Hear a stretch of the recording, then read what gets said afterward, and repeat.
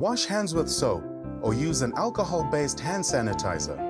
Together, let's help fight the spread of coronavirus in Kenya.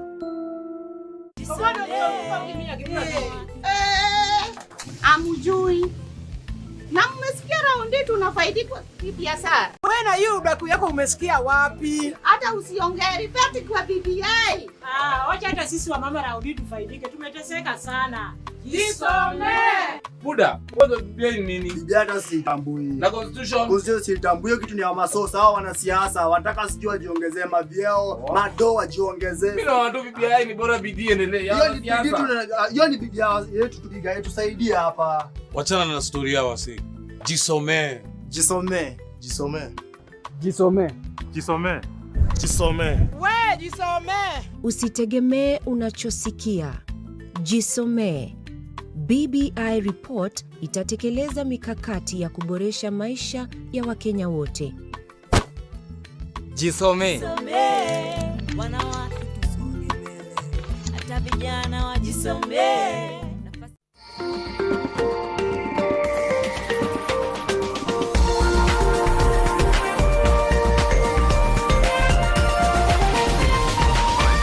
This is NTV.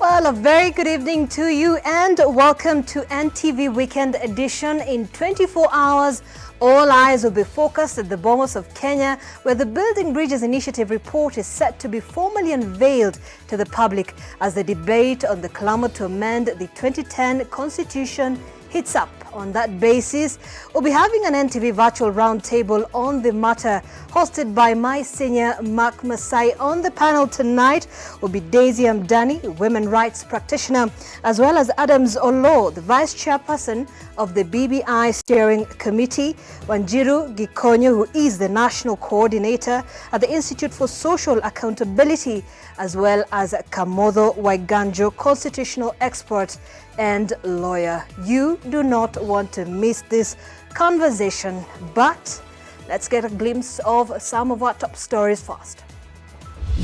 Tonight, building battered bridges. Those who are telling us nobody can stop reggae, whether you like it or not, musipende, mupende, musipende, I want to request them to give us a break. And the splintered aisles leading from the bridge to unity. Honestly, the task force of BBI let persons with disabilities down. Building bridges or burning them.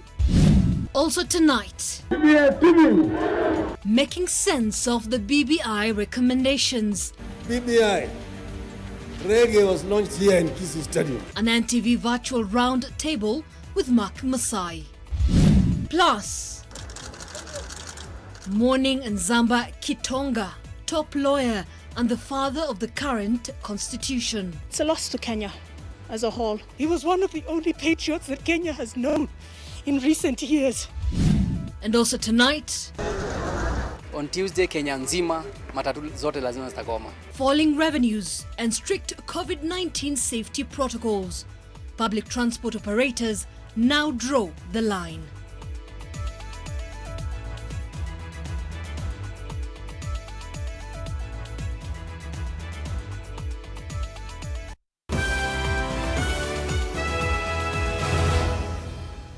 Thank you for joining us. My name is Zainab Ismail. Our sign language interpreter this evening is Flora Atieno.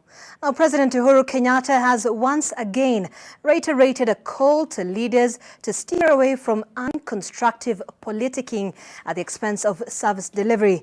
In a veiled attack, the president hit out at his deputy William Ruto for what he says is making promises he is not delivering while still in authority. And as Melita Oletenges now reports, the deputy president is still calling for consensus on the BBI reform process. Take a look. It is during the centennial celebrations of the PCEA Tumutumu Church in Nyeri that President Uhuru Kenyatta took a swipe at his deputy over his economic policies and initiatives in the escalating feud.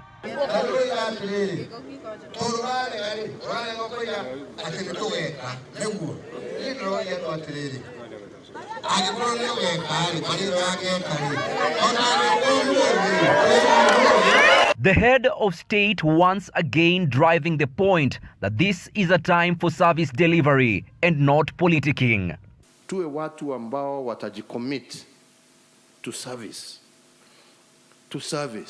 And by committing yourself to service, mambo haya mengine yote yatakuja na nchi yetu itaboreka. President Uhuru Kenyatta and his newfound ally Raila Odinga plan to hold countrywide tours to popularize the BBI recommendations. And while he steered clear of political talk here, there are signs of a bruising contest going forward as he seeks to win back the once absolute support of his political turf, which he is said to be losing. Leo tuko hapa kwa sababu ya wazee. Si ni kweli? Kesho ndio tutaongea yale ambaye tunajua zaidi, si ndio? Deputy President William Ruto was also attending a church service in Kakamega County. It is reported that Ruto also has a list of items he wants incorporated in the final report before a referendum is held. Ruto has been calling an inclusive discourse. I want to request on behalf of many Kenyans that we have a decent conversation that is people-centered, that is all-inclusive as we discuss matters in the BBI report. The deputy president, in an attack on Raila Odinga, says the ODM leader has no ultimate authority on the direction the country takes. Those who are telling us nobody can stop reggae, whether you like it or not, musipende, mupende, musipende, I want to request them to give us a break. The BBI report will be launched on Monday at the Bomas of Kenya. Melita Oletenges, NTV. Meanwhile, preparations for the launch of the report are complete at the Bomas of Kenya. The Building Bridges Initiative Steering Committee has been sending out invites to guests, with the program expected to begin at 10 a.m. on Monday. But as our senior political and parliamentary affairs reporter Kennedy Mureithi tells us, calls to reject the report are growing within the civil society. The stage here at the Bomas of Kenya has already been set for what the president calls a candid conversation on the Building Bridges initiative that he just received last week. Tomorrow, we do expect that in this particular hall, there'll be about 3,000 people, invited guests, who will come and they will steer this conversation. But all the other Kenyans will be left outside on the other side where tents have been placed just to follow on television sets on what will be going here. What we do expect here is also that there will be members of parliament, senators, members of the county assembly. At the podium, it has also been set where the president will be, the deputy president and former Prime Minister Raila Odinga, and they will all be speaking to this. If you do not have a card, an invitation card, then you will not set foot in this particular hall. Then you'll sit outside with other people where the tents have been set aside. Also, on most parts of this particular area, there are washing centers that have been put up, and also there are those who will be going around just to make sure that everybody has their mask at every time as they do come into this particular compound of the Bomas of Kenya. There are those factors that have been put in just to make sure that they do conform to the COVID-19 protocols. But even as the official conversation on the Building Bridges Initiative report starts tomorrow, there are concerns from persons living with disabilities on what is in it for them. Though the report provides a viable consensus for a more united and cohesive Kenya, it leaves out the most vulnerable members of its population with regards to guaranteed representation of Kenyans with disabilities at the decision-making level. We want to have a conference with the president of this country. We want to have a sitting with the prime minister of this country, the Right Honorable Raila Odinga. Tumesema hii document ya BBI ni kuleta Wakenya pamoja. Huwezi sema unaleta Wakenya pamoja na unawacha walemavu nje. Sisi hapana wagonjwa. We are not Jugukarangas. We are human beings. We are born in Kenya. Na sisi tuko na mafamilia zetu. We need well for our people. If persons with disabilities decides not to support the BBI, they should not blame persons with disability. They should blame the steering committee, which has really messed this process. Also, political and religious leaders have spoken to this particular document, asking Kenyans to come out and support it in its entirety. Devolution is the greatest, has gotten the greatest gain. We now have a more guaranteed revenue allocation system in which it doesn't have to wait for the whims of parliament to approve. Huu ni wakati wa kuketi chini, piga msasa ripoti hii. Kipi kizuri, kipi kibaya, na kama kuna kipi kibaya, kila ambacho si kizuri kinaweza rekebishwa. We support all the constitutional reforms that seeks to ensure that Kenya remain a united, peaceful, inclusive, equitable, and prosperous nation devoid of ethnic antagonism and divisive politics. Kennedy Muredhi, NTV. Well, away from the politics of constitutional reforms, messages of condolence continue to pour in for the family of the late constitutional lawyer and former chairman of the defunct Committee of Experts on Constitutional Review, Nzamba Kitonga, who collapsed and later died last evening. Family, friends and colleagues have been eulogizing Kitonga as a true patriot who served the country diligently. Leila Mohammed has more. The comfort of words could not bring peace to a grieving widow.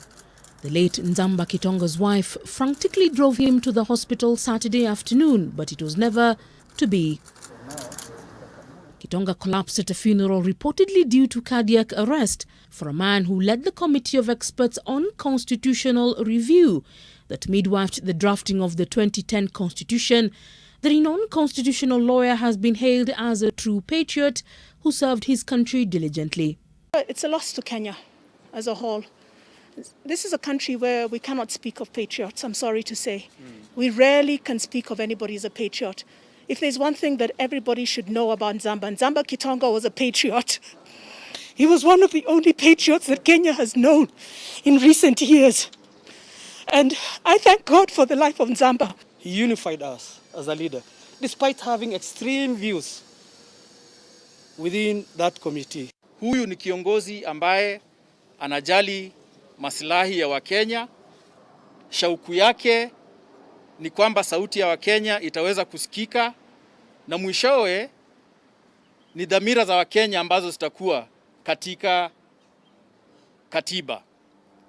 Kwa sababu hata sisi kama wanakamati tulikuwa na mapendeleo yetu, tulikuwa na shauku zetu. Hata yeye mwenyewe alikuwa na mapendeleo yake na shauku zake. Kitonga was born in 1956 in what is now Kitui County. He achieved several feats in his legal career, among them President of the East African Law Society and Comesa Court of Justice. He was also among candidates shortlisted for the position of Chief Justice to replace Willy Mutunga in 2016. His most memorable achievement that has been described by the head of state as one that Kenyans would be indebted to him is drafting the current constitution. To balance between politics and professionalism in government. 10 years after its promulgation, the clamour for constitutional reforms is at its peak. In an opinion editorial, Kitonga expressed reasons why he believed it was time for amendments to a document he penned would make the document better for the nation. Presidents Uhuru Kenyatta and Mwai Kibaki, Deputy President William Ruto and ODM leader Raila Odinga are among leaders who have hailed the late lawyer for his contribution to constitutionalism. Constitutional law and constitutionalism will be taught and discussed in this country. The name of Zamba Kitonga will remain at the very forefront. The Law Society of Kenya has lost a patriarch, an elephant in the learning and the practice of law. Zamba is somebody who was extremely tolerant. He did not necessarily share our views, but he allowed us to air our views. Kitonga has died aged 64. Leila Mohammed, NTV. An icon indeed, and our deepest condolences to the family and relatives and friends of the late Zamba Kitonga. Let's turn to the latest on the COVID-19 pandemic now, and the upward trend of new infections continues with 931 new cases confirmed today out of a sample size of 6,691 tested in the last day.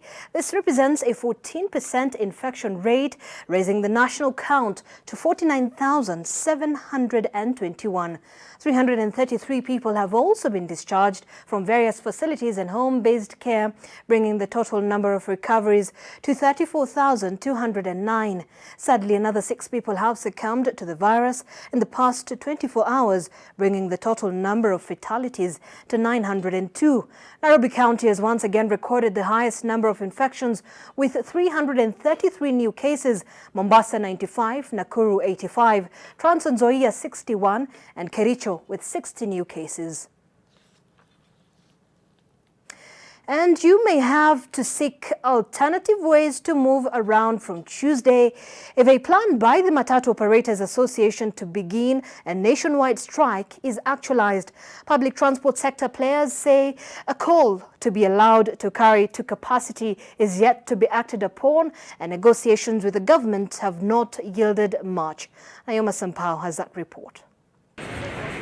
At the height of the COVID-19 outbreak in the country, the government outlined a raft of measures for the transport industry to curb the spread of the virus within the public transport system. Among them was a requirement to reduce their carrying capacity to 3/4 as a way of social distancing.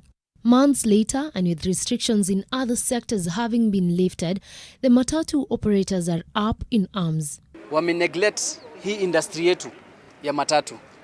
Wakienda kila mahali wanaongelea kuhusu pikipiki, wakienda kila mahali wanaongelea kuhusu mabaa, wanaenda kila mahali wanaongelea kuhusu makanisa, lakini industry ya matatu wameisahau kabisa. Now the sector is threatening mass action by parking their fleets if their demand for resumption of full capacity is not heeded. On Tuesday Kenya nzima matatu zote lazima zitagoma. Tumewaandikia mabarua za kutosha na kucomplain ya kutosha kwa kuwa tumesaulika, na saa mahali imefika imebidi tuweke mgomo on Tuesday ndio sauti yetu isikizwe. Various sectors have been hit hard by the rapid economic decline caused about by the COVID-19 pandemic, and the public transport industry has not been spared. They say most have not made a profit in months. Ukiangalia auctioneers, they are on our neck currently as we are speaking. Ukiangalia mabanks zinatuandikia mabarua usiku na mchana. All our members wamesafa usiku na mchana. Magari sasa zimejaa kwa mayards. Reason being, tumeshindwa kulipa loan.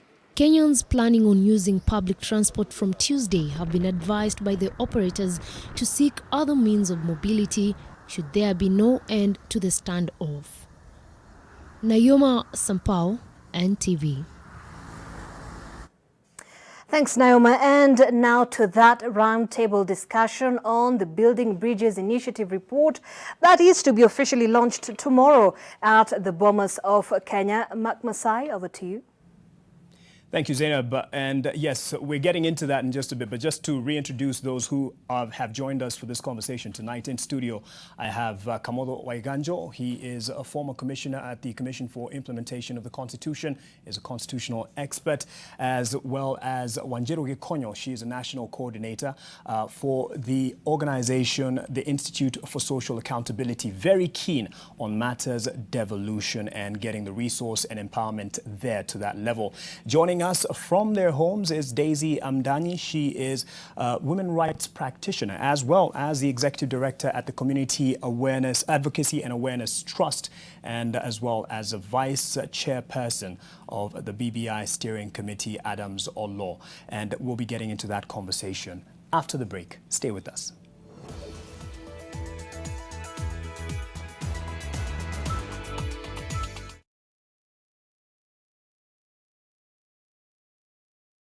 Get fresh, gotta get fresh. Down is a boom boom pow, down is boom boom pow. Smell fire na uchafuzi na zidi na improve down is protect nguo zangu na nukia niko safi. Lazima niwe fresh na down is boom boom pow. Boom boom pow, down is new boom boom pow. Smell zote na zi boom boom pow, powerful freshness. Down is boom boom pow. Nani 15 bob too?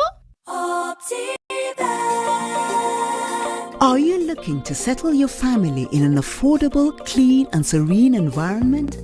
Look no further than Garden of Joy in Machakos by Optiven. The project strategically sits between the Mua and Koma Hills, providing you with beautiful landscapes, fresh air and a much-needed break from the hustle and bustle of the city. The Garden of Joy also comes with a jogging track, a meditation park and a children's play area, making it the perfect location to set up your countryside home. Get your value-added plot at only 1.295 million shillings. We also have flexible payment options of up to 12 months. Call us today on 0790 300 300 or visit www.optivan.co.ke.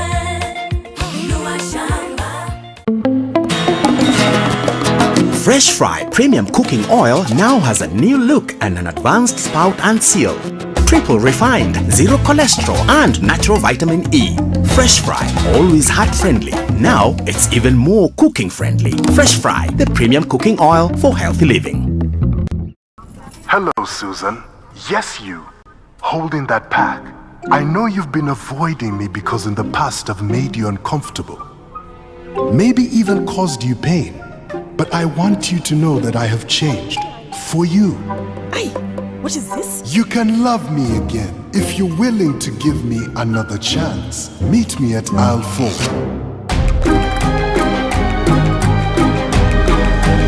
Hey, Susan. It's lactose free.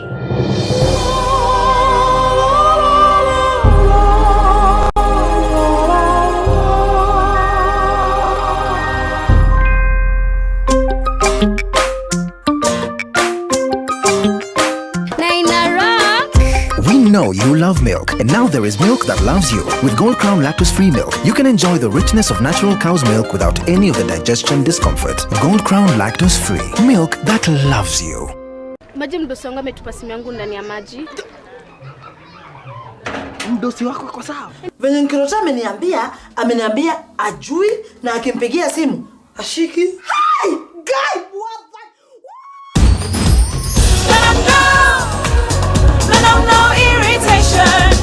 For the women who deserve more, Moped is now in Kenya and more than 40 countries. With its nylon-free surface, new Moped has unique softness and up to 100% protection. Your skin will love it. Sona moja imetengenezwa kwa njia spesheli ili kupambana na maumivu kwa haraka. Sona moja ina aspirin kama kiungo. Sona moja, kitulizo kamili. Maumivu yakizidi, pata ushauri wa daktari.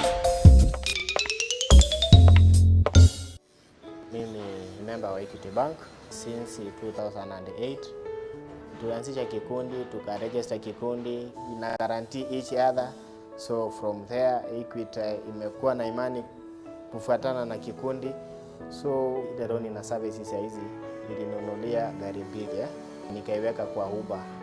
Covid ikaingia, nikaenda Equity, wakanipatia relief ya miezi 3. Ile pesa nilikuwa nilipe loan, nikaweza kuweka nayo biashara ya bakery. Hizo magari ndio nilianza kutumia. Hii profit ninapata kutoka kwa bakery ndio nimeanza kusimamia, kulipa hata loan kidogo kidogo. Niko na watoto 2 na wanasoma. Sasa hizi niko na wafanyakazi 12. Sales niko na watu 8. Kutokana na Equity, unaona watu pia wanategemea Equity through mimi.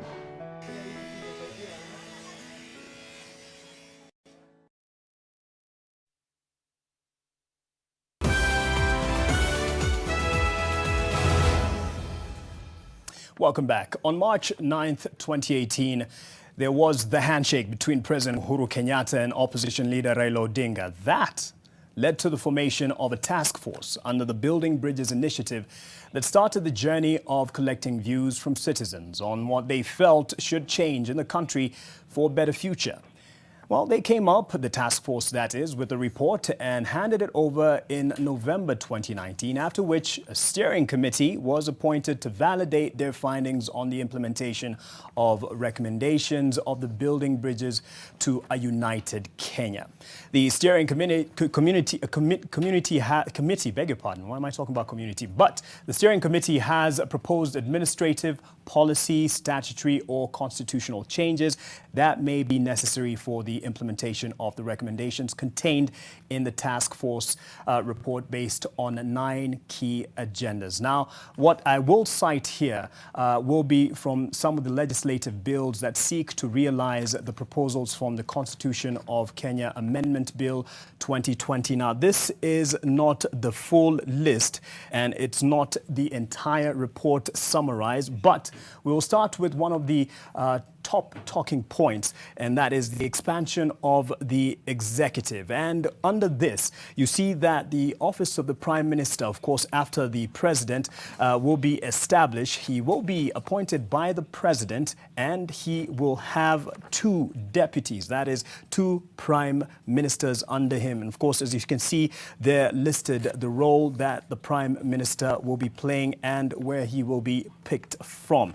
A lot of talking points here on whether this was the main agenda in the first place, and we'll see about that because this report has a lot to offer in all fairness. Now, as you can see here, some of the roles outlined for the Deputy Prime Minister, and also the office of the Leader of Opposition is to be established. Now, this isn't necessarily part of the executive, but just felt of adding this in terms of one of the roles that will be added if this comes to fruition. The person who receives the second greatest number of votes in a presidential election and whose political party or coalition of parties has at least 25% of the members of the National Assembly. And the cabinet ministers as well. It will now be cabinet ministers and not cabinet secretaries who will be appointed from among members of the National Assembly, and principal secretaries from among persons recommended by the Public Service Commission. Now, something else that's been a bit sticky, and this got the reaction from the IEBC based on some of the proposals.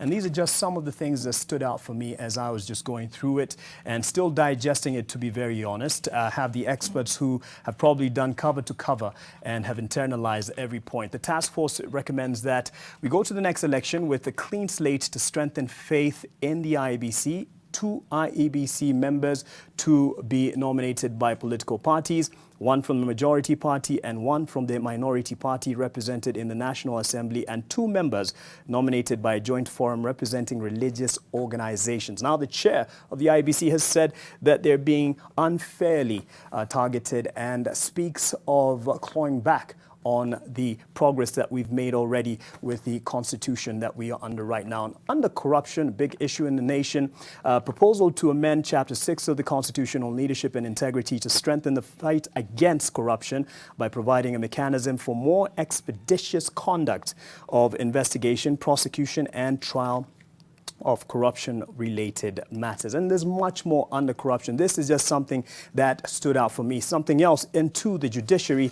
And yes, with the judiciary, they are talking about the establishment of the Judiciary Ombudsman nominated by the President and approved by the National Assembly. And the Judiciary Ombudsman is to receive and conduct inquiries into complaints against judges, registrars, magistrates, and other judicial officers and other staff of the judiciary, just among some of the duties, as you can see there. Hope it's clear for you. And next to devolution, something I'm sure we'll have a lot to talk about because it talks about resources to the Mwananchi. And the proposals here, some of them, to increase revenue share from 15% to 35%. And feel free to correct me if I have misread this and talking to my panel here. There will be establishment of a ward development fund for each county to be used only for development expenditure. And something else that's getting a lot of reaction, it looks good at face value, through the Micro and Small Enterprises Act, give youth-owned enterprises a 7-year tax break. From the corporate world, or at least economists looking at this in terms of the sustainability. It looks like a good promise, but sustainability of this is a big question. Gender representation, main goal is to implement a 2/3 gender rule at all levels to incorporate more women in decision-making. Political parties are to implement at the principle that not more than 2/3 of members of elective or appointed bodies shall be of the same gender. Senate to have 94 legislators, and from all the 47 counties will have 1 man and 1 woman elected into Senate if this is to go through. And governor and deputy must be of the opposite gender. However, there is a question if this is obligatory or it's going to be a choice. And to the youth, last, definitely not least, at least from what I have chosen to highlight, establish the Youth Commission, which will include persons with experience in youth affairs and governance to encourage involvement of the youth in national matters. And yes, that goes to the Micro and Small Enterprises Act 2012 to give youth-owned enterprises 7 years tax break. Many people are asking how sustainable this will be. Let me start with Kamodo Waiganjo, and I'll get to something you said earlier on this matter, because as the commissioner in the Commission of Implementation of Constitution, you have a lot of faith in the Constitution that we work under right now. Be that as it may, what stands out for you? I won't ask if you support or not, but feel free to give us that. No, the time for supporting and not supporting is long. We even need to see whether we're going to have a referendum. I think for me, when this process started, I was worried about two possibilities. One was the possibility of significant clawbacks on the current constitution, because I do know that this constitution does not have very many friends within the political establishment. So I was very worried that you'd have significant clawbacks. I am not convinced that there are any significant ones. I think the issue is debatable, but there's very little you can say is that this is an exact clawback, which should worry Kenyans. There may be some things that maybe one can discuss. But I think for me the most positive thing, and I think why I would support the document, even if there are some things that may be uncomfortable with, is the allocation of money to devolution. An allocation of 35% of our annual revenue. I don't think Kenyans understand how much of a game changer that is. If those figures had been used for last year on a 1.7 trillion revenue, this year the allocation would have been 560 billion shillings to county governments. We fought for 316. So we would basically be handing about 250 billion shillings to the county coffers. That is a game changer for every Kenyan. Of course, there are issues about wastage and misuse, but that's a different question, which I think can be looked to. What are the things that disappointed me? I think the gender question, it's very hesitant. It's generally very hesitant at 3 levels. One, on the National Assembly, it's not clear that those extra seats are for gender top-up. The Constitution leaves it almost, it says it shall include. Number 2, even for the governors, their deputies, it says the governor shall consider. It doesn't say they are required to. And then it is also very interesting that at the top 5, there is no gender question about the no more than 2/3. And yet that is where critical decisions are made. I think the other issue that surprised me, and I think for me is a concern, is the IEBC, because the IEBC has now been converted into a very strongly and partisan political institution, with 4 out of 7 commissioners coming as representative political parties. I am sure there are gains that can be made there in terms of the credibility of the result that they determine, because it is then owned by the politicians. But I think that also raises the questions about whether it's then still an independent commission. Yes. And what happens when we have a disagreement of a political nature within the commission. I think those are things that we need to warn ourselves. Okay. But I think on the whole, I would say many positive things, a couple of concerns here, but generally I'm positive. All right, 1-0, I'll give it to you. I know you have a lot and plenty to say about devolution, but a lot has been said about the executive and expansion therein. But what really jumped out of the pages for you? Yeah, going through the report, and I beg to differ with Kamodo that the time for challenging this document is long gone, because I go back to the handshake. The process and the output must be taken hand in hand. And the question I have is, at what point did we, after the 2017 elections, decide that the death of Chris Musando, the computer-generated results, the rigging of the election warranted a change of the constitution? So I go back to, from the point when multipartyism was reintroduced in this country, we have had electoral fraud, except the 2003 election. We have had contested elections because of state interference in the election, rigging of elections. And what happened in 2007, 2017 is no different. And so when we then turn around and say, well, we need a national ethos, we citizens need to take responsibility, we're saying, look, the point is political responsibility. You cannot have a democracy without elections, free and fair elections. And our elections were stolen. And the people who perpetrated that are still in office. And this report doesn't speak to that. The second thing is, this report doesn't pick up on where the national discourse had taken us. The national discourse took us up to Agenda 4. And Agenda 4 then gave us the Constitution of Kenya. So if you want to review the Constitution, you have to go back to Agenda 4. What did Agenda 4 say?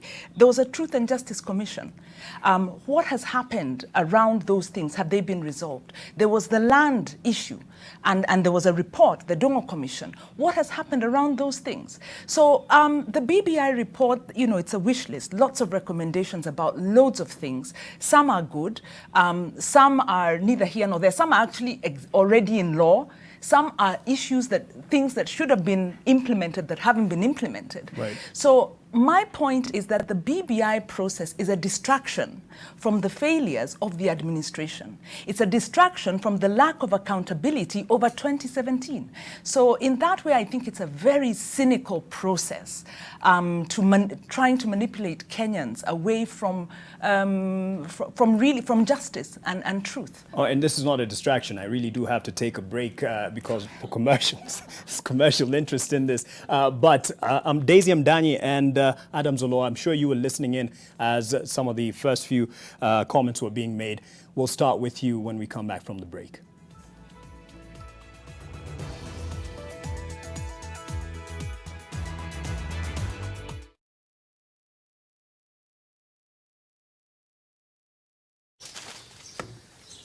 Melissa?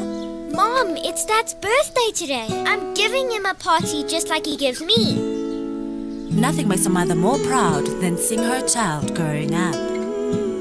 But I know that as she learns to care for others, she'll face even more germs and the risk of illnesses.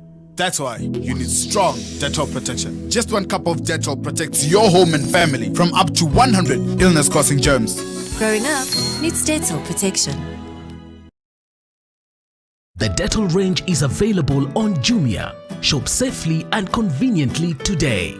Every time Gran arrives, she always has a small reward for her. I made this for you today. Ah, thank you, my baby. It's so beautiful.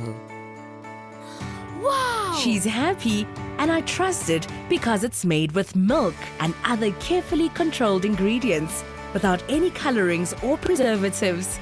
Care has been taken to make it. I love to see her happy because it meets her taste and fantasy.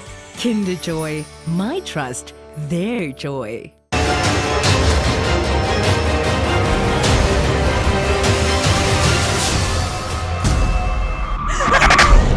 When I was in prison, I thought a lot about you.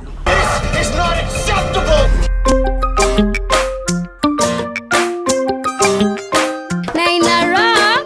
We know you love milk, and now there is milk that loves you. With Gold Crown lactose-free milk, you can enjoy the richness of natural cow's milk without any of the digestion discomfort. Gold Crown lactose-free, milk that loves you.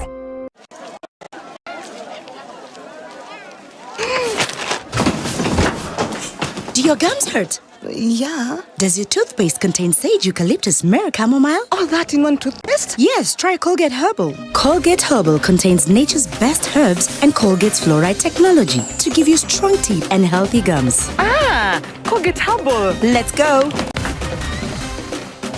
Colgate Herbal for strong teeth and healthy gums naturally. With the Stay Soft refill, saving money is as easy as snip, pour, mix with water, and shake. Stay Soft refill. It's 2 liters of Stay Soft for up to 30% less.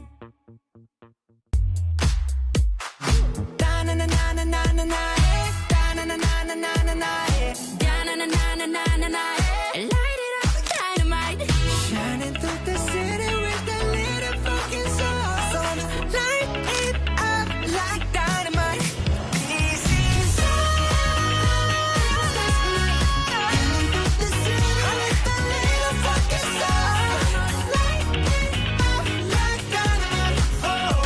Royalville Gardens is an exquisite gated community nestled in a serene and secure neighborhood within Kiambu County, next to Tatu City and just 2.4 kilometers off Ruiru Kamiti Road at Nova Pioneer School. The property is subdivided into 1/8 of an acre plots designed to create stunning contemporary homes offering versatile and spacious accommodation for your family. SMS your name to 20866 today for more details.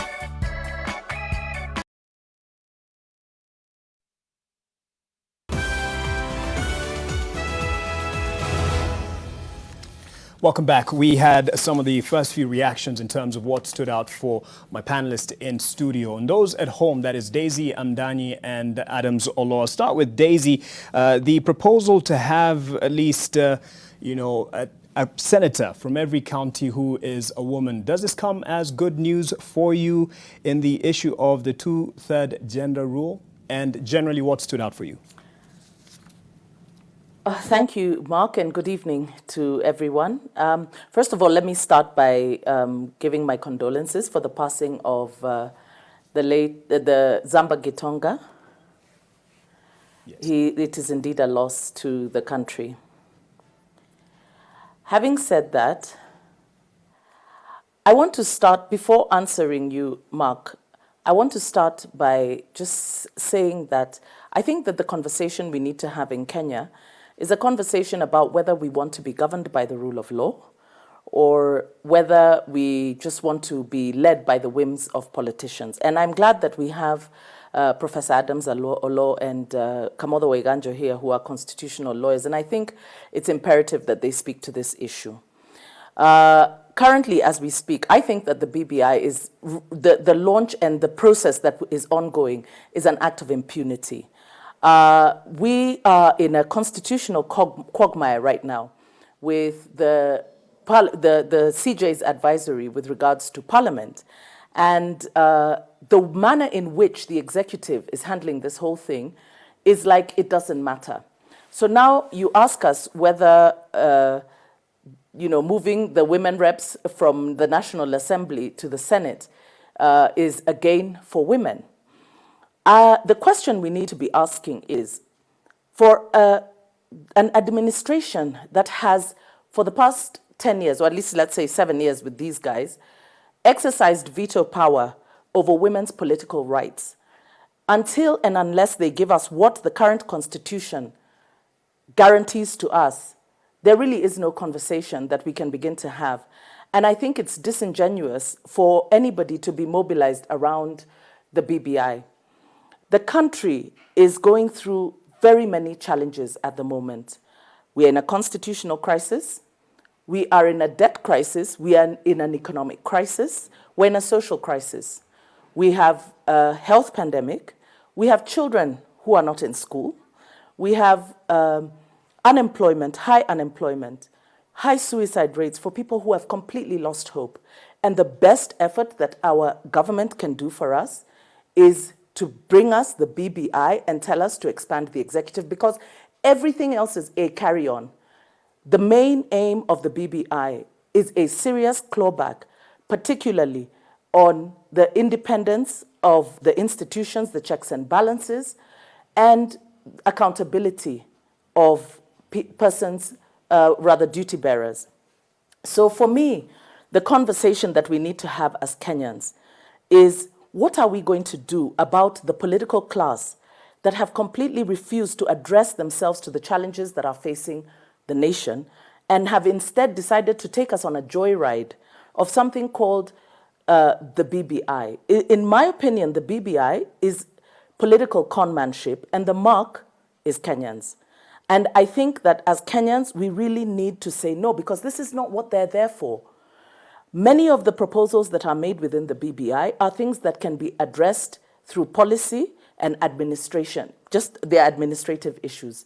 The most substantive issues that we are seeing here is a return to an imperial presidency, lack of separation of powers between the legislature, and an attempt to finally capture the one institution that has been independent under the 2010 Constitution that they have failed to capture, which is the judiciary, through this ombudsman that is appointed by the president, so that at all times the president, under the proposals of the BBI, would be the one to determine how parliament and the judiciary operates.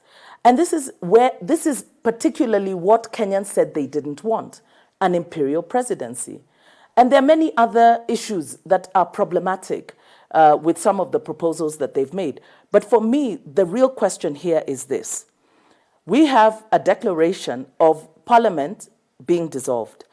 Never mind that there is a stay order. The stay order has not voided the CJ's advisory. And yet, in the midst of this constitutional quagmire, we are running along as though nothing has happened. So I think that that's the conversation that we need to have. And I think that the media need to help us have this conversation as Kenyans. Okay. Because our political class is being very irresponsible. And putting it straight to Adam Zolo, the vice chair of the steering committee, what do you say to people who feel that this is political conmanship, as Mdani has termed it, and distraction from the failures of the government, as Wanjiru Gikonyo has put it?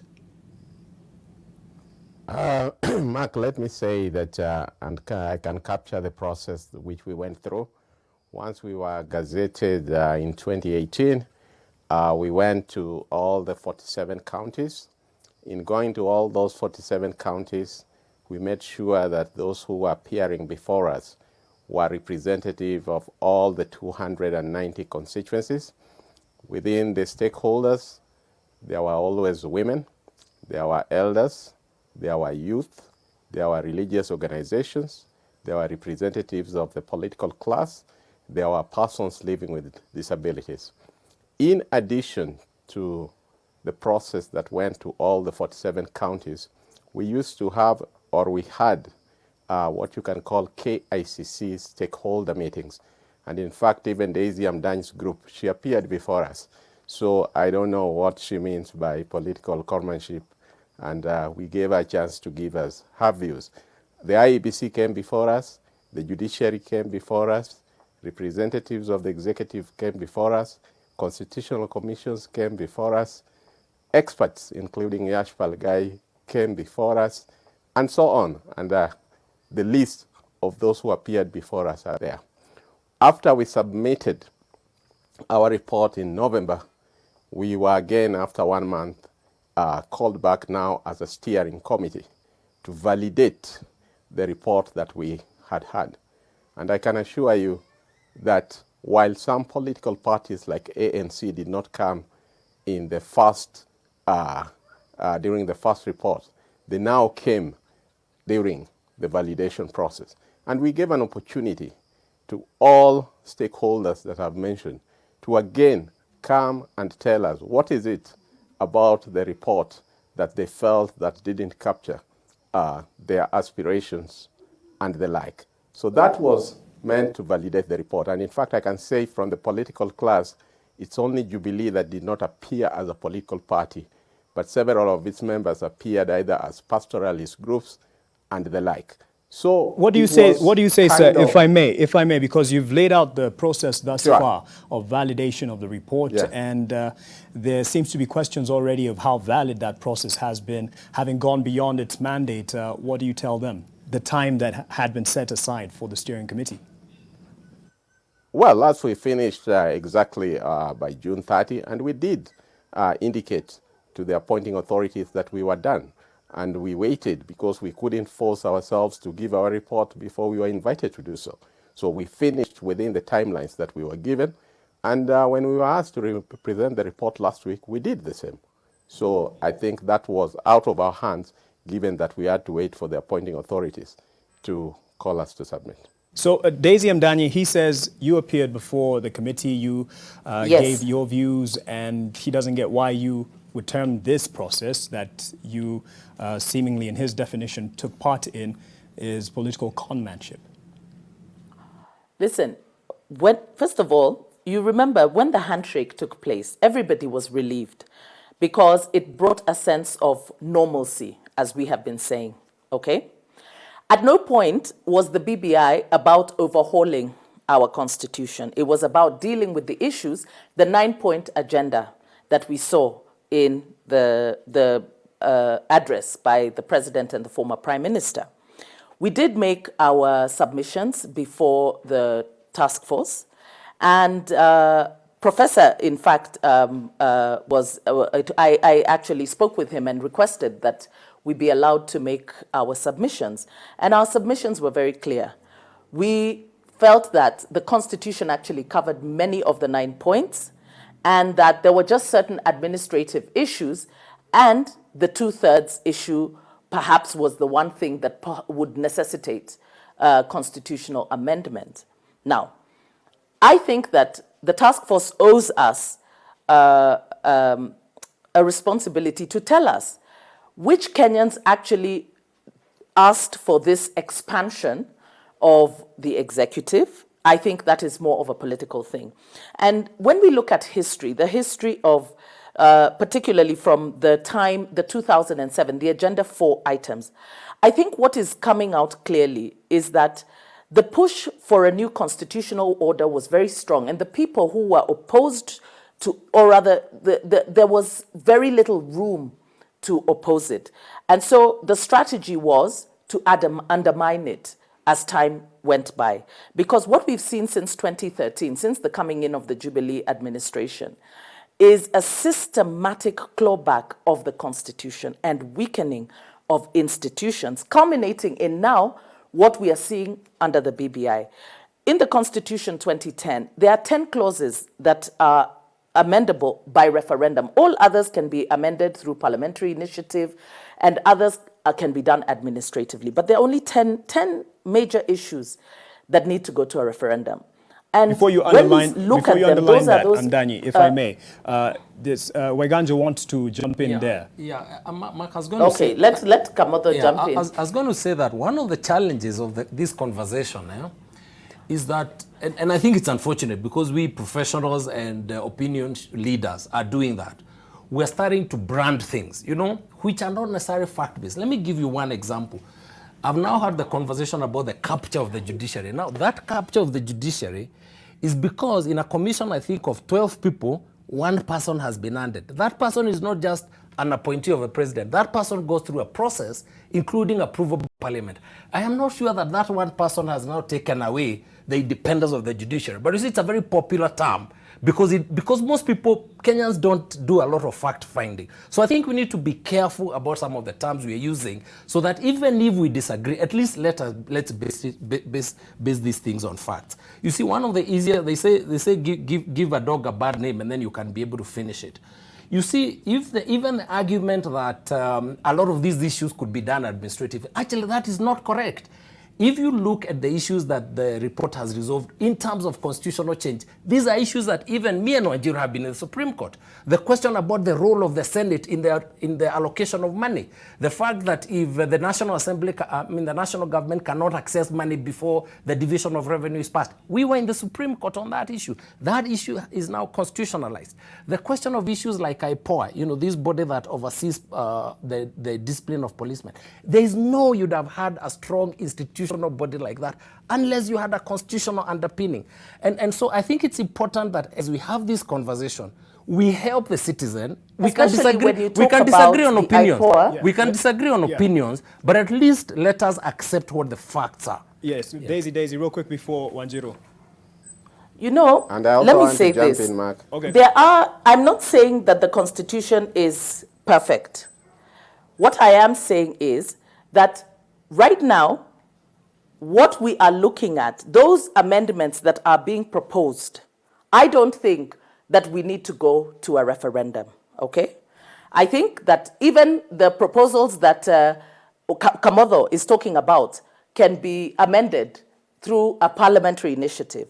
But then the problem that we have right now is that Parliament itself is the subject matter of a court case because there's a Chief Justice advisory for the dissolution of Parliament for failure to enact legislation for the 2/3. So as things stand right now, the legality of Parliament has been called into question. And I think the law professors here should tell us, can a Parliament that is illegally constituted or unconstitutional in its composition go on to amend the supreme law of the land? We don't need a referendum to make the amendments that Kamotho is talking about. I don't think we do. And let me say a very quick one. Let's not forget that this is also we can't also say about the judiciary, and when the judiciary makes a decision, we act like it doesn't exist. Yes, the CJ gave a decision. The court has suspended that decision, that advisory. The advisory, as we speak today, is not operational. Maybe the court will decide that it is effective. At that time, it will be effective. It may have been stayed, but it has not been voided. But the court made a decision, it did not. Did the court stop the process? I think the underpinning question here is that we have an executive that has violated the Constitution over 8 years. And then they turn around after stealing an election or interfering with an election and say that we need constitutional change. So the fundamental legitimacy of the process is at question. So, Dr. Law will talk about the process.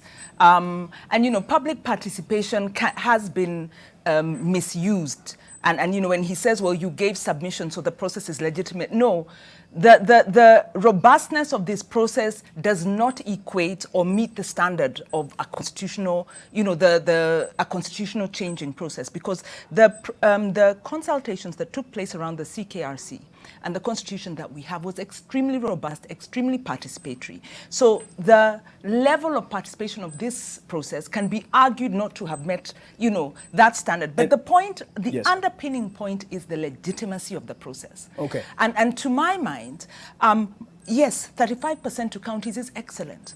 But the reality is this government cannot give counties 35% because 1 trillion of, we collect 1.4 trillion every year in revenue before COVID, and 1 trillion of that is going to pay debt.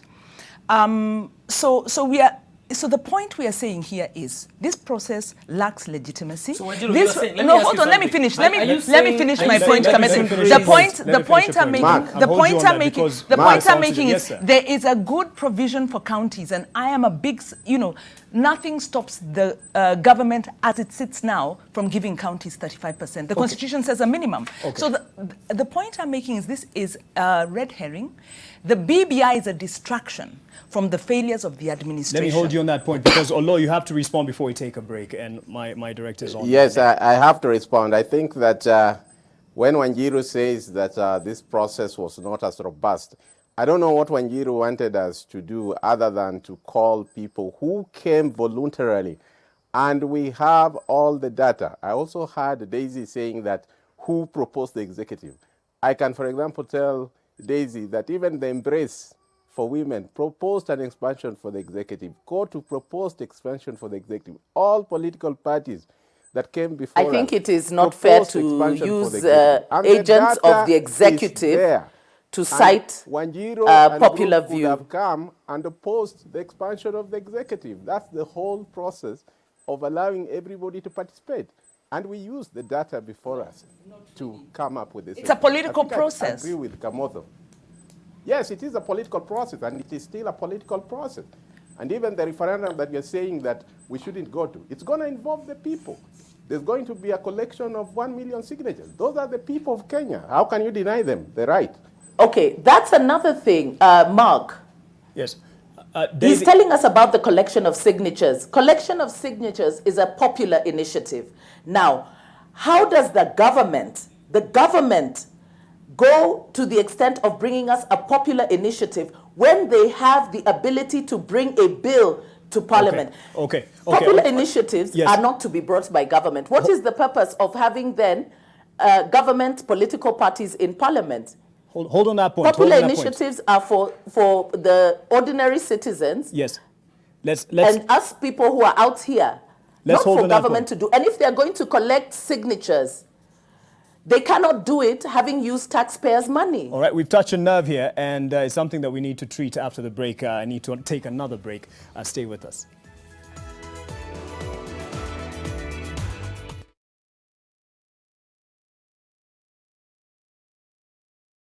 For a better tomorrow, don't forget to do the 1, 2, 3 with Colgate every night.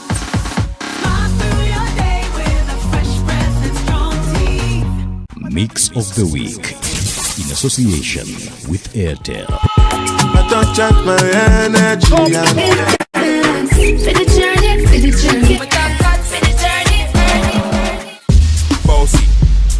Using data bundles. Get 500 MB free daily, 3.5 GB free weekly, and 15 GB free monthly with every bundle purchase. Dial *544#. Not just for a few, but for every one of you. Airtel, the honest network. How much bacteria can be killed with Clean Stuff washing powder? I choose C. I choose D. Please think carefully or you'll be caught by the dinosaur. Washing is not equal to cleaning. Cleansoft equals real clean. That's why Cleansoft cleans not just the surface of the clothes, removing stubborn stains easily.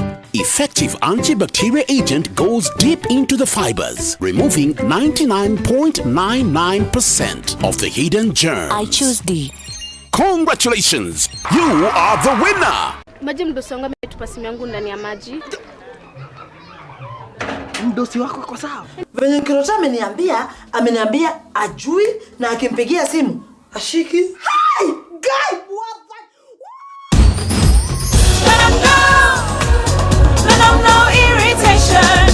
For the women who deserve more, Moped is now in Kenya and more than 40 countries. With its nylon-free surface, new Moped has unique softness and up to 100% protection. Your skin will love it.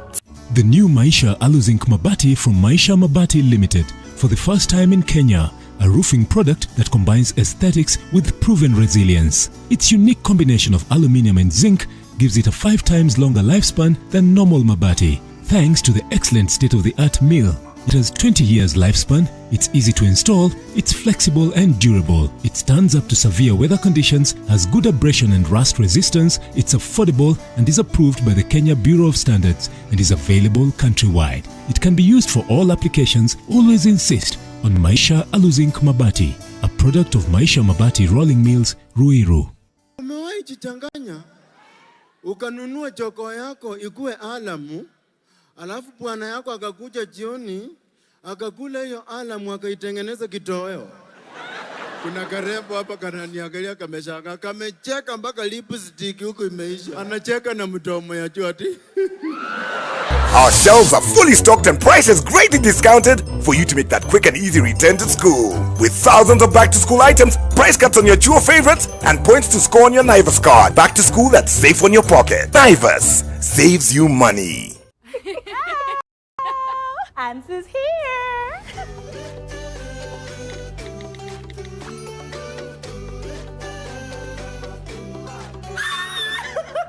Yes.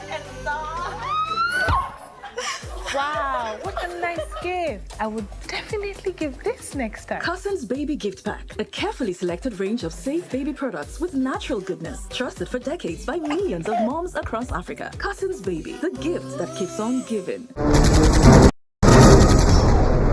No matter what you do, it won't change the fact that you were never a good father to your own son. I was the one who raised you. Well, you never really cared for me. You should have died when my men burned your house down. Are you going to kill me? Everything that happens to us is because of the decisions we've made.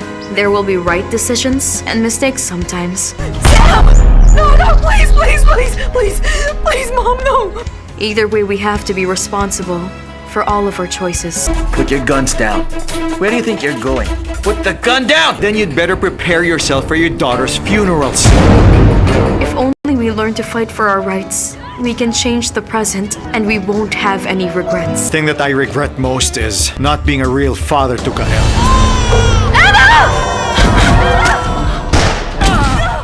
From far with you. I even gifted you a magnificent house. Rosa, it's the thought that counts. Please help me. When it comes to fever, you need to be both. Panadol Baby and Infant starts to work on fever in 15 minutes and is gentle on the tummy.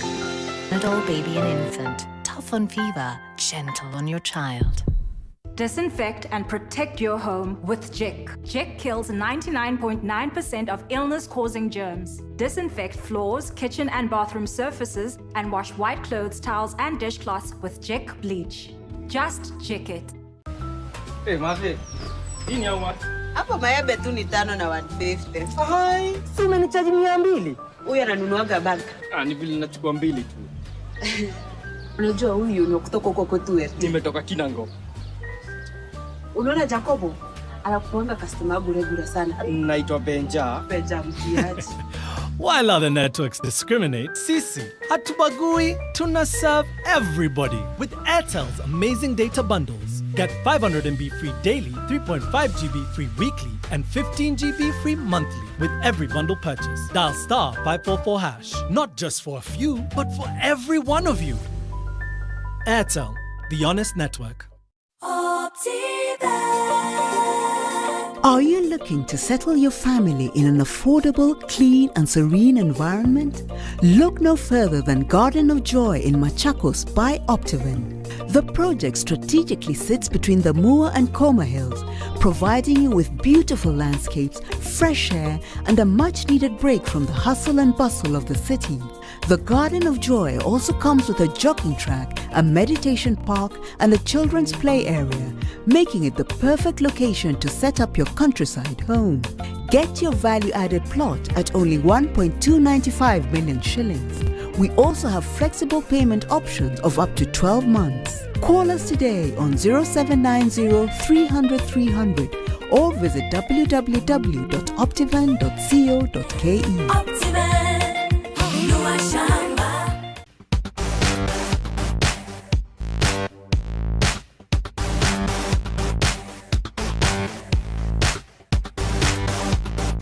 Washing is not equal to cleaning.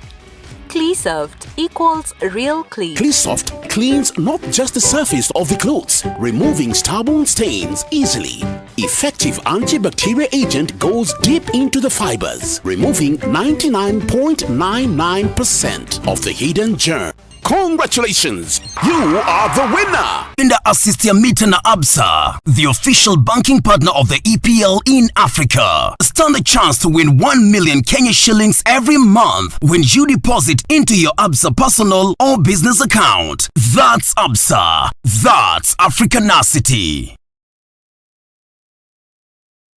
Maisha Mabati Tips. Made out of aluminium and zinc to last longer than any other mabati. Affordable and value for money. Most preferred and favorite mabati. Used in both housing and projects. KEBS certified. The new Maisha Aluzinc Mabati from Maisha Mabati Limited. For the first time in Kenya, a roofing product that combines aesthetics with proven resilience. Its unique combination of aluminium and zinc gives it a 5 times longer lifespan than normal mabati.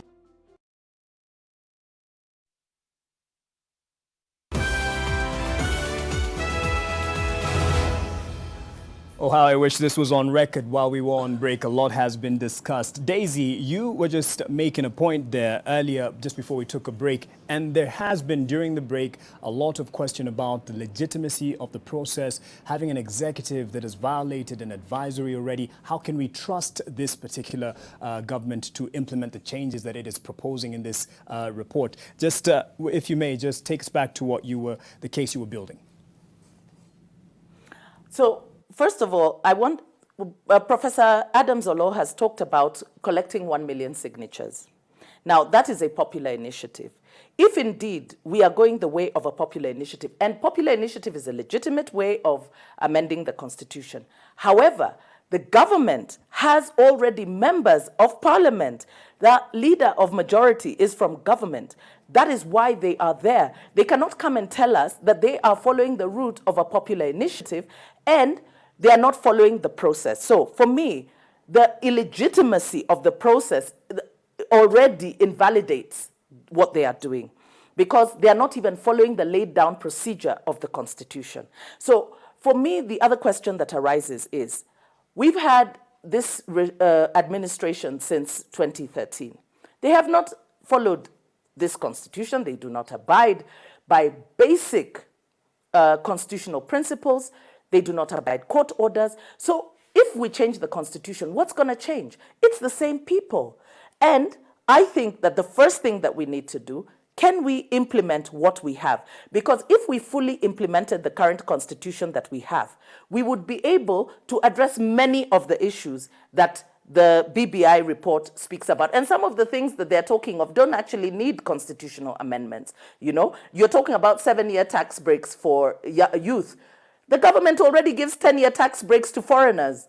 They don't amend the Constitution for that. Why do they need to amend it to give it to locals? I mean, this thing, it is just running away from accountability and an administration that doesn't want to address itself to the real issues that are affecting the people. Mark. Right. I was going to say, I think, again, to come back to the facts. You see, even something like the expanded executive, we forget that it was in the Bombers draft. We actually forget. You know, it's not a new thing. You know, it's something that Kenyans had discussed. Even the cabinet secretaries in parliament. These are issues that were actually in a very well-negotiated draft in which people had given views. So these things are not new. And then let me also disabuse us of the notion. A lot of the things that people are talking about are not actually in the constitutional amendments. I think people need to not mix up two things. There are the policy proposals in the report which government has said they're going to implement without the need for constitutional amendments. The constitutional amendments actually relate to actual constitutional amendments, some of which actually arise from complaints. Even, for example, let me give you the judiciary ombudsman. There has been a complaint about where do judicial officers go for discipline. The Judicial Service Commission is comprised 80% by judicial officers. So it's become a trade union. Even if you have a problem, you can't take them there. So the judicial ombudsman is actually a necessary avenue. There are very many things, there are very many challenges. I could give you 10 possibilities. The MCA's term, which had said they'll serve for 5 years, that amendment has been changed to ensure that that does not happen. That could not have been done other than through a constitutional amendment. I could tell you 20 things. But I think the important thing, Mark, and I think the broad question is this. Are we saying the government that we have is perfect? No, I don't know of any perfect government. But that does that mean, therefore, that any proposals they bring are not, we don't even want to know what they are. You know, even if we are shooting ourselves, we are cutting our nose to spite our face. If we are saying that this government can be forced by the Constitution, and don't forget that even if you don't support the government that is there now, the Constitution is not for this government. There will be other governments that come in the future. They will find 35%. They will have to provide 35%. So we are in debt. So we have huge expenses. That is not my concern. This is hard to convince someone who feels that the government has already violated. You know, Mark, one of the problems with one of the reasons I don't agree with what Kamodo is saying is that, one, the issue of political accountability around the 2017 election is paramount. the issue of political accountability around debt is also paramount. And yes, much as he's saying that some of these are constitutional amendments, some are legislative amendments, we will engage with the legislative amendments. We will follow those up.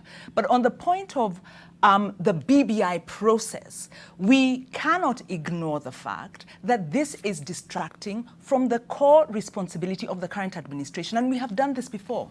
We did this before in 2007. And it's a repeat pattern. Where, you don't believe it will be bound, as Waiganjo says, with the Constitution? So for me, no. The thing is, reforms don't deal with political accountability. We have learned that. Because Kenya has been in reforms since the beginning of the 90s. What deals with political accountability is the leaders who are there have to pay the price now. Okay. And the problem with the BBI is it's distracting from that. So yes, there's some good provisions. There are some bad provisions. There are some provisions here that, and then the document is very incoherent. For instance, you're talking about more money to counties. At the same time, you're re-centralizing other powers from the counties. At the same time, you then have provisions on public participation and on citizenship that don't align well with the spirit of the present constitution. This constitution is not starting from a point of liberty, liberation, of freedom. It's starting from a mindset where it almost implies that human rights need have given Kenyans a bad ethos. Yes. So we need to pull back on these rights. Yes. You know, if you read between the language. Let's throw it to Professor. He's waving, I'm told by my director. I'm not able to see that. Create an office of a national rapporteur that manages public participation. Professor. Now, this is a constitutional county function. Yes, Professor, a lot of convincing to do here. Let's give an opportunity to Professor as you respond to the issues of political accountability and legitimacy. Yeah, Mark, I think the two ladies are using double standards. On the one hand, they are very assertive that on the two-third gender rule, there is a decision that has been made by the courts.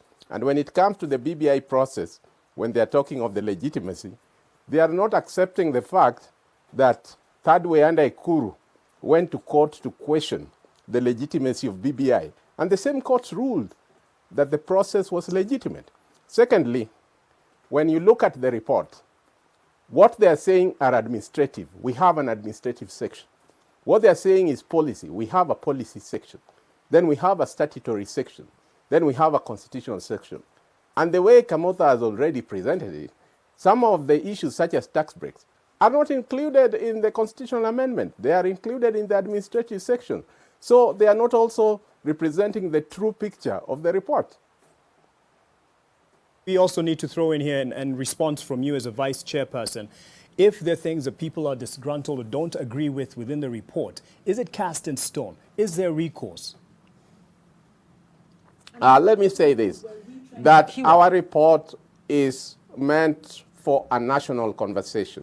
As I said earlier, what is projected is that after the report is received, then there'll be a pull-out of the necessary constitutional amendments that will be taken for the collection of signatures. Until that happens, there is still room for conversation. For example, I can give an example of the two-third gender rule and the persons living with disabilities who have come out very strongly that the kind of affirmative action that the 2010 Constitution gave them is kind of watered down. And the question is that how could you do that when you had three issues you are trying to deal with? To meet the two-third gender rule that is already contentious, to meet the density population where the Constitution says that you will try and make as possible equality of the vote, and Article 100, which basically identifies the minority groups, which include persons living with disabilities. You might find that what we have proposed does not satisfy everybody, and we can have a conversation around it that how can you do it better? That would be my view. Right, and if it's doing it better, does that mean contents can actually change? Because it seems, or at least the picture that has been drawn, probably even by the media, is that we will then move to reduce it to some questions on the referendum and then go for the referendum. And whether we vote for it or not, it will be adopted based on that. And it almost seems like it will replace the constitution that is right now or negate it.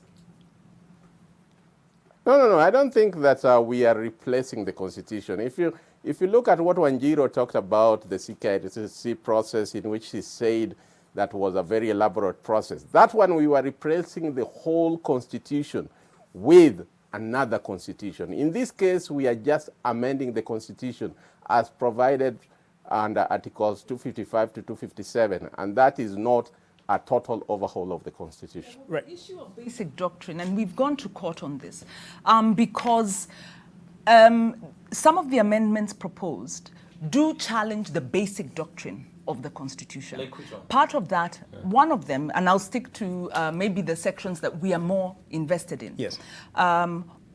One is devolution. Which right now, the Constitution gives us 2 levels of government. You can even argue possibly 3 if you consider the urban areas. Now, if you create a ward development fund that is then directing money to the local level, if you then recentralize health administration back to the national level, you are fundamentally changing the structure of devolution. Can I correct that? Hold on, let me finish. Allow me to finish. Then there is the special treatment to be given to Nairobi County. And there's a rationale given for this. And the centralization of Nairobi has been in the offing for a long time. So what you see is that there is a clawback. On one hand, you're giving more money. And if I look at it, the mindset to me that comes out is that somewhere in the thinking, there's a thinking around, let's get regional economic blocks, possibly to be a higher level of devolution, of decision making. And what we might begin to see, and you see, we haven't been given the full thinking, but from what it appears is there'll be more money going to counties. Then you want to lock in the regional blocks, which is fine. They already exist in law. You then want to send some to the ward level. It means these counties are being neutered. You then take away the health function. You then take away the citizen engagement function because you're creating this national rapporteur. So these are the inconsistencies. Add to that, the changes that are being proposed in the, this kind of presidential system, bringing back in the cabinet system. You then have party lists. We are going from a presidential system now to a kind of back to the mixed parliamentary presidential system. And this has been criticized because it fuzzes the lines of accountability. Okay, so the problem is there are obscurities and inconsistencies in these recommendations. And on that point, and there are many who will hold that point as well, feel that there's obscurities. And you're the lawyer. As the constitutional lawyer, Kamodo, and as you wrap up, because we have to wrap up, what is a course to follow now? And for someone who's disgruntled, doesn't agree, what is done? One is we need to read this document because it's clear that even for us as experts, I don't think we have read the document. And let me correct you, for example.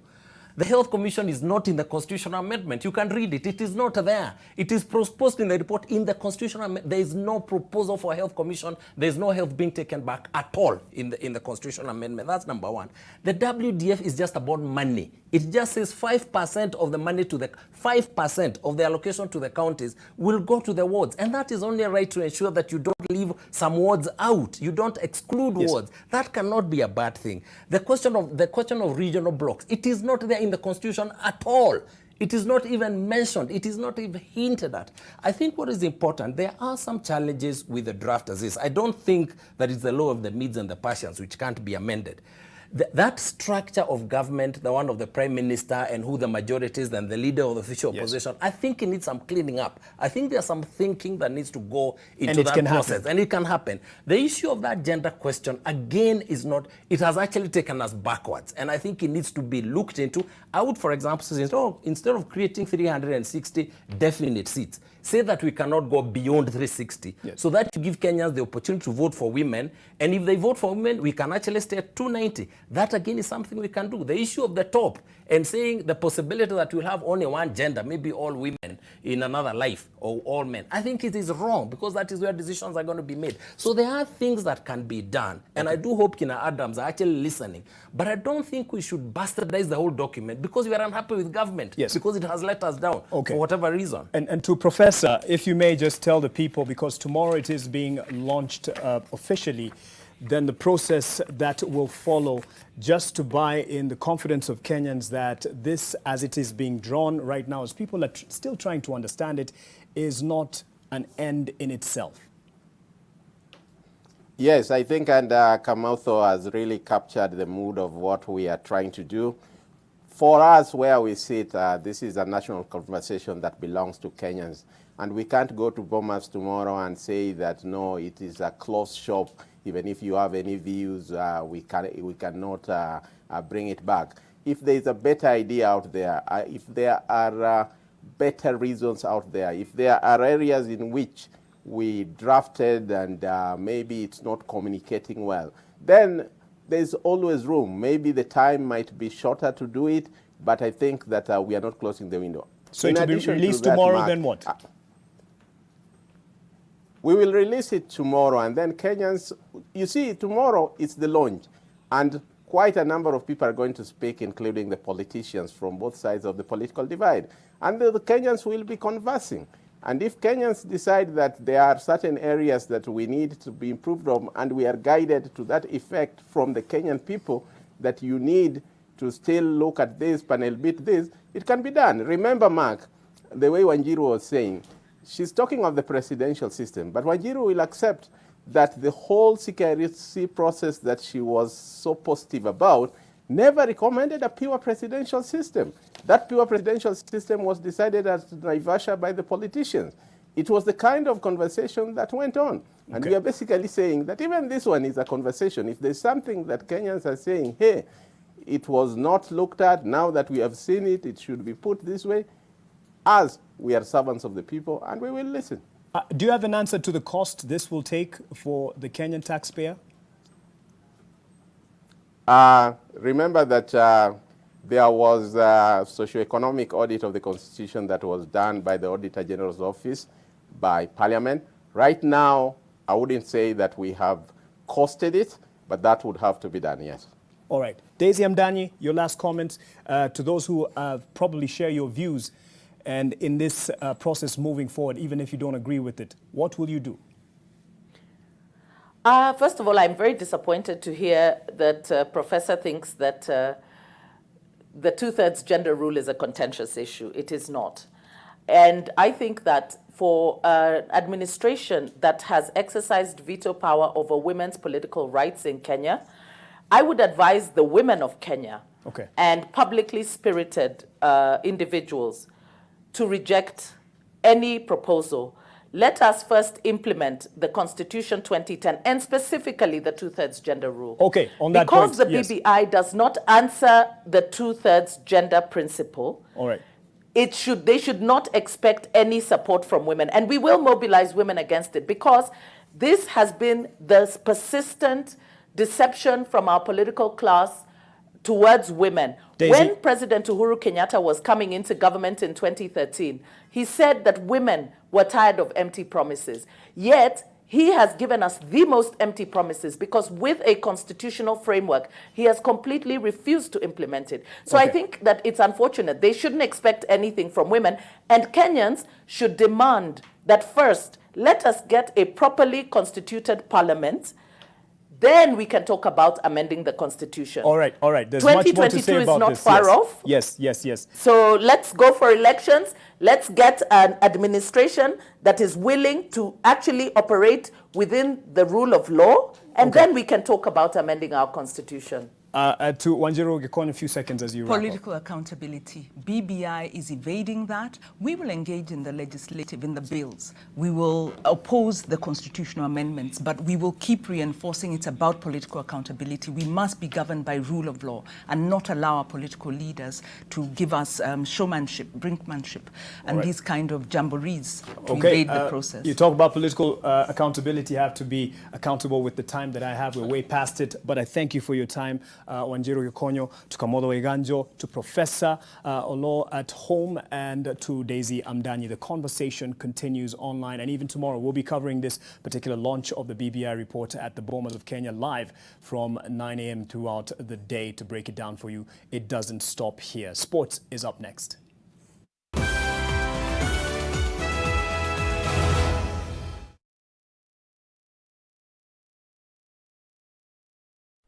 Parenting is all about learning when to be tough and when to be gentle. Tough, gentle. But when it comes to fever, you need to be both. Panadol Baby and Infant starts to work on fever in 15 minutes and is gentle on the tummy. Tough call. Panadol Baby and Infant. Tough on fever, gentle on your child. It's great here in paradise. Not too much going on, though. What have we here? An Eve. Hello there, little bird of paradise. A real gentleman wouldn't whistle at naked ladies. Who are you, anyway? Adam's the name. Might I seduce you with a Red Bull? Red Bull? Aren't you supposed to use a serpent for that? Not necessarily. Red Bull is the energy drink that gives you wings. Okay, I'm easily tempted. But surely we can't fly out of paradise. Come on, I'll show you paradise. Ooh. Maji mdosi wangu ametupa simu yangu ndani ya maji. Mdosi wako kwa sawa. Venye Nkirota ameniambia ajui na akimpigia simu ashiki. Hi, guy, what the?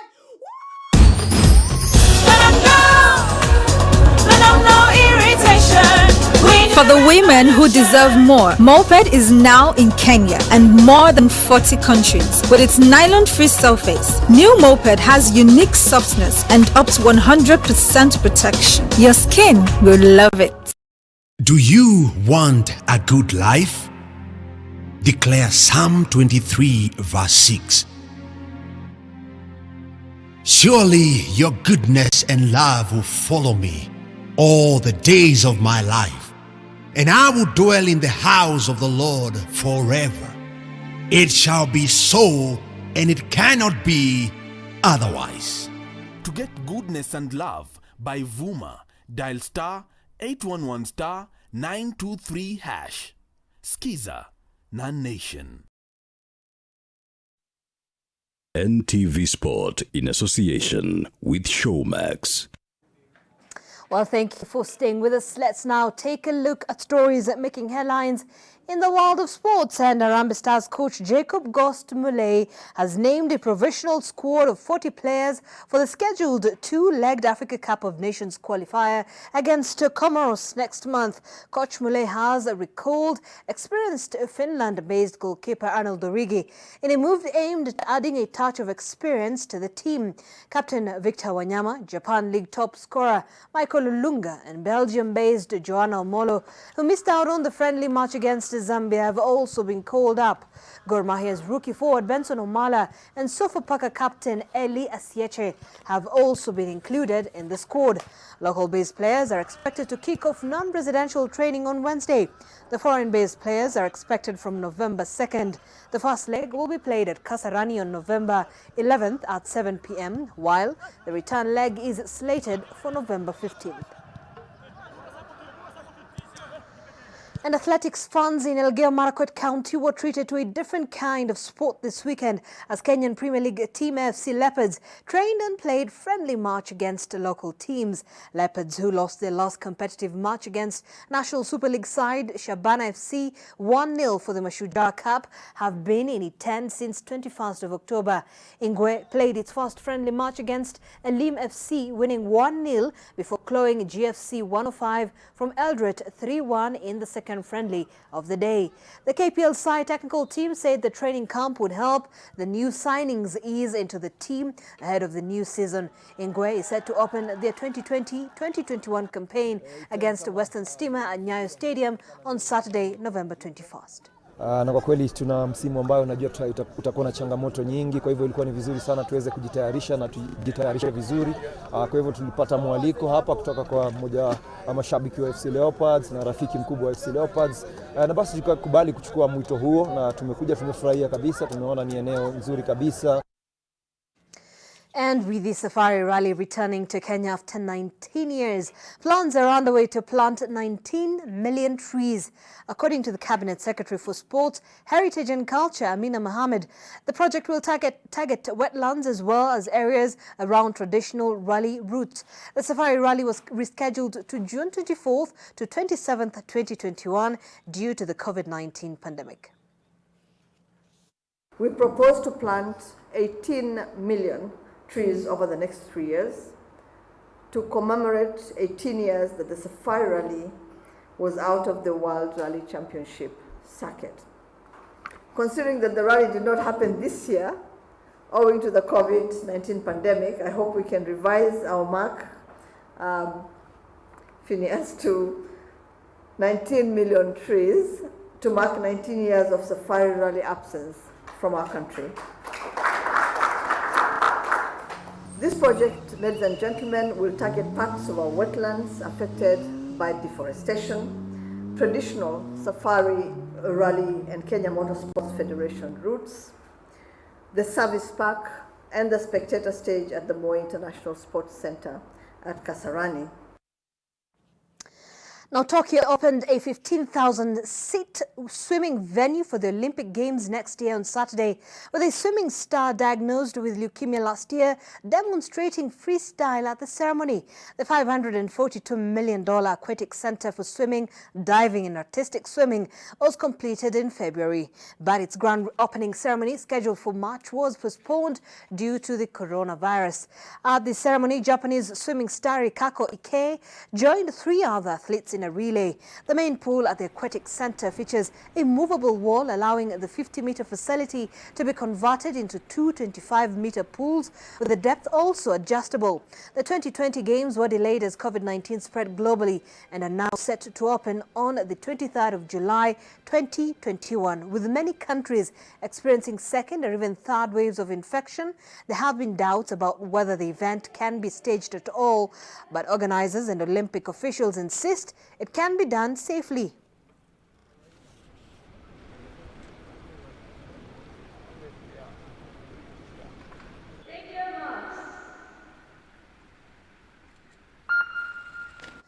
And Belgian rider Tim Wellens outsprinted Frenchman Martin to take the 5th stage of the Tour of Spain on Saturday as defending champion Primoz finished 4th to retain the overall lead. Wellens and Martin were part of a long breakaway on the 184.4-kilometer ride from Huesca to Sabinanigo. Roglic outkicked the rest of the chasing pack on the short climb of the finish.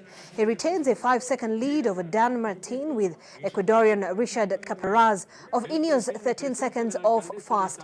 Today's 6th stage is a mountainous 146-kilometer ride from Biescas, which ends with a Category 1 climb to the Aramon Formidable ski resort.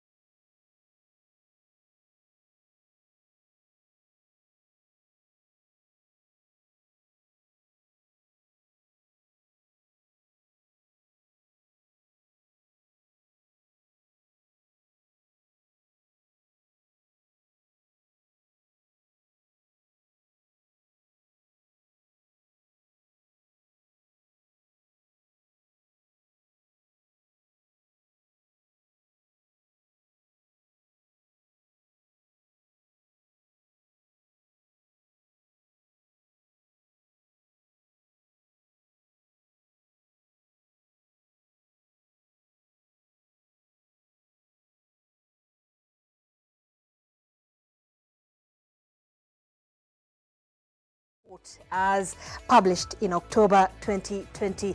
You certainly do not want to miss that, so that you can be able to be part of the conversation with a bit of knowledge of exactly what is in the BBI report. Well, that's it from us. My name is Zainab Ismail, our sign language interpreter.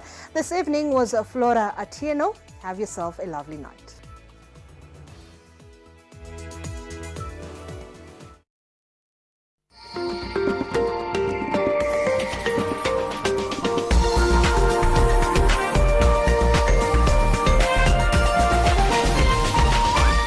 This is NTV.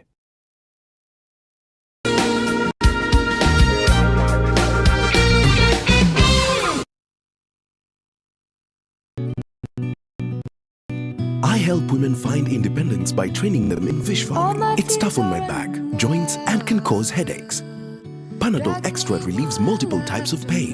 If symptoms persist, seek medical advice.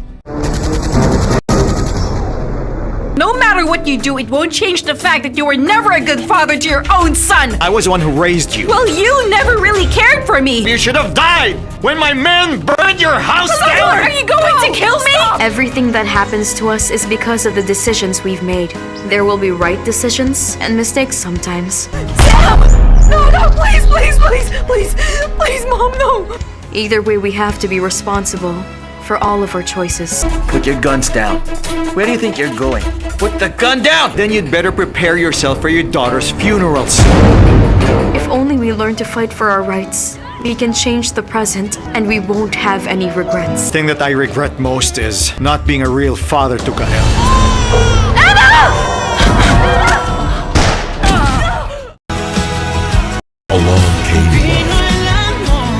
Do you really think that I enjoy seeing, despite all the years that have passed, that you're still madly in love with my husband? You took him away from me, like you always do. You're living the life that's supposed to be mine. Absolutely crazy! You need to understand that nobody wants you here. I don't know why you hate us so much, madam. You certainly do. Make my life hell, but if you mess with my daughter, I'll make you regret the day you were born. Why would you break my heart this way? And haven't you broken my heart?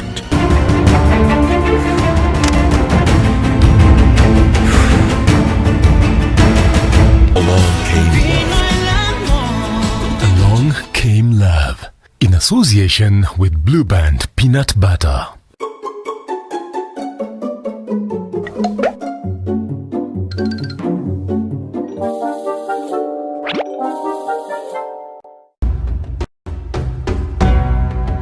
Taught us, sallallahu alayhi wasallam, that we should keep cleanliness.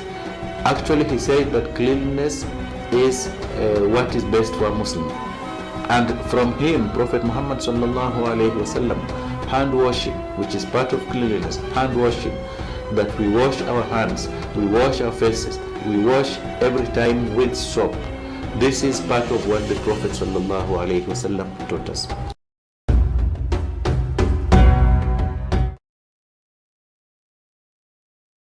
Anachikile shop iko pale hivi ya M-Pesa. Hii ndio shop atatuchapia leo usiku. Mzee pole amekuwa missing. Imemtafuta kila mahali simuoni. Paul ni mteja. Simu kwa story ni serious manzi. Hajezi masimu. Wewe ni mwizi. Don't you dare. After Kenya nimekuona ukifanya na ule mwanaume, I think na qualify pia kukuita cheat. But kuhusu kutoambia Richard sioni kantaweza. Kama unataka mbo chako anyamaze, lazima nyamazishwe. Okay, tutamnyamazisha aje? Joy, this is Pope. The procedure of reporting assets to Unclaimed Financial Assets Authority. Write an email to holders@ufaa.go.ke to request your profile to be created. Unclaimed Financial Assets Authority. Receive, safeguard, reunite.